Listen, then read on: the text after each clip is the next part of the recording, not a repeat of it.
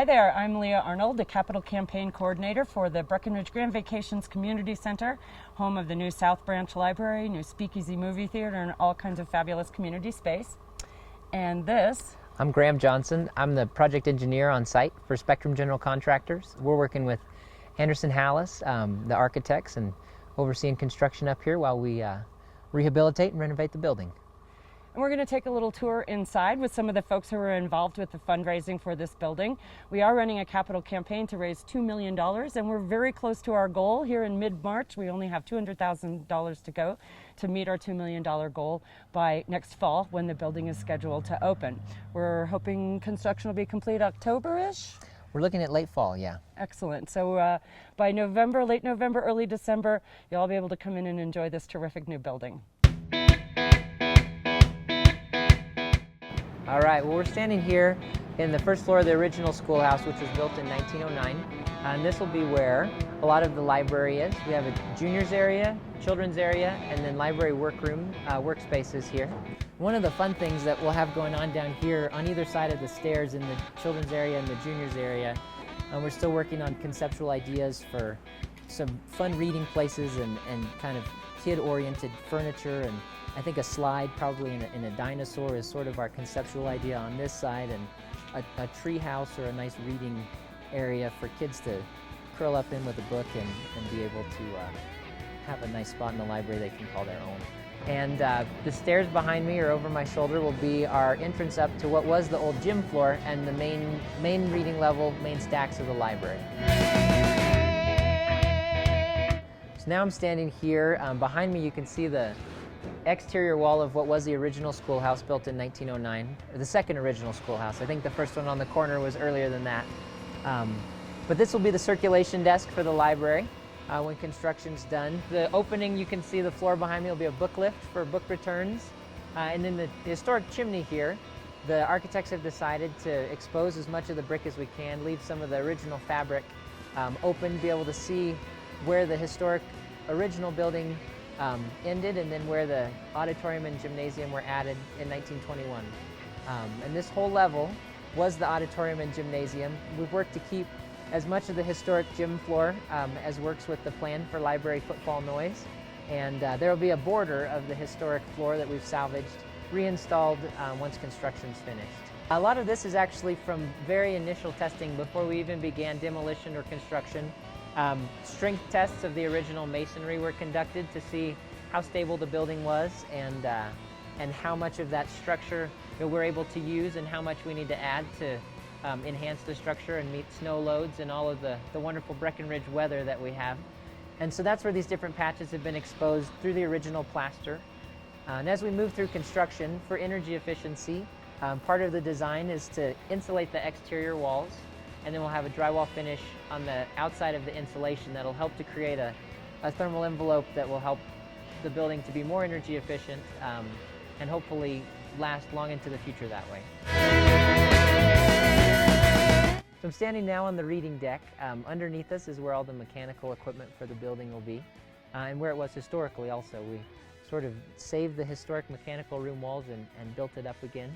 And this whole area will be a reading deck with obviously wonderful views and great sunshine, and then the connection back into the main stacks of the library and the reading platform that'll wrap up to the mezzanine level of the library. Starting here, when we get nice spring and summer weather, we'll have masonry restoration crews and window restoration crews on site. We'll clean all of the historic masonry, repoint any areas where water has caused the original mortar to erode out of those joints. The historic windows are all in Denver right now being restored. So as many of the historic windows that were present are being saved, and then any that were missing or replaced with non-historic units in the 60s and 70s are being replicated so that the building, when it's all finished, will still have the same original aesthetic as the windows did when it was built in 1909 or 1921.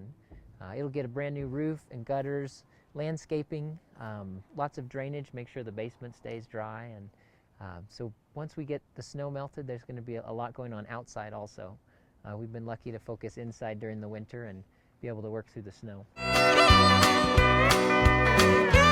So we're standing here in the main level of the library again, and all of the ceiling framing and the wall framing you see behind me is left over from when Colorado Mountain College had classrooms and offices in the building.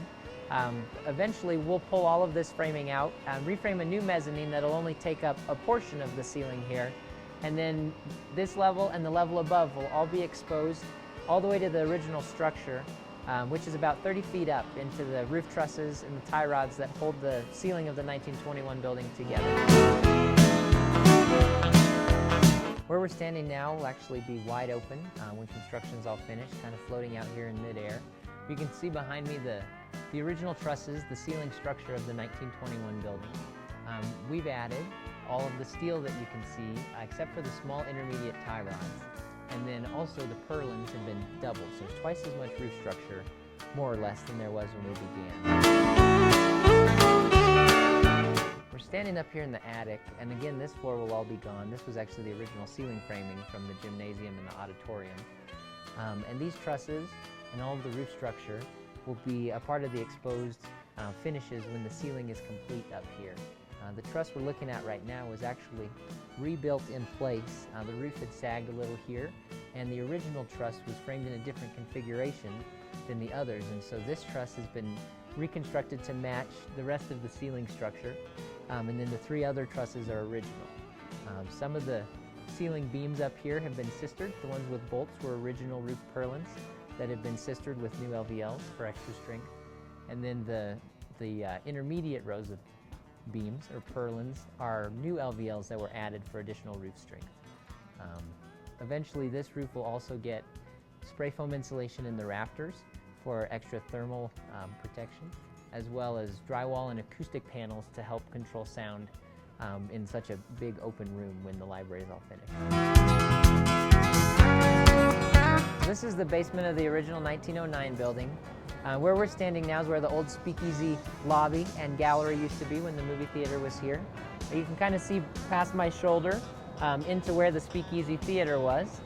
What we'll have here when the project is all finished are several multi-purpose community rooms, large meeting spaces, and then further in the back where the equipment is parked right now is where the new speakeasy theater will be.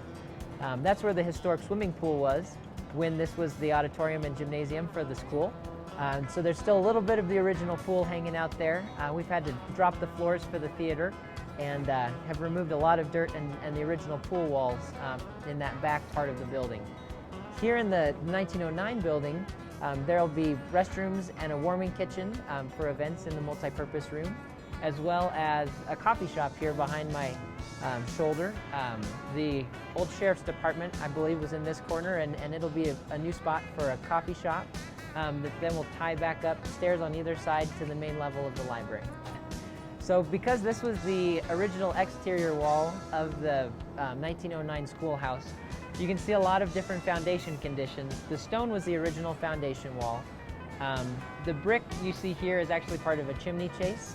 There was steam chases in the floor here, old heating systems, and so you see a lot of different variation in the historic construction. And then the new concrete is a wall that we've poured. There was some stabilization that happened in the middle of the building here where they come together, and this new wall was poured once everything was tied back in, and that'll be our transition between the 1909 and 1921 building.